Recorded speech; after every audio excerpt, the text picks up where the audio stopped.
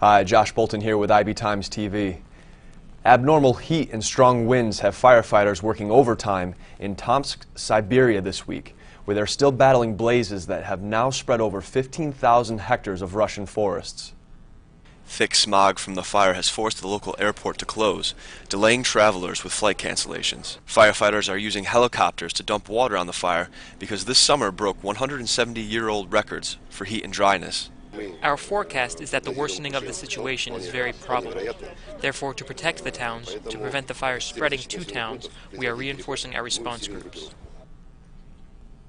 With temperatures over 90 degrees and without any precipitation in the forecast, the job won't be getting any easier for those firefighters.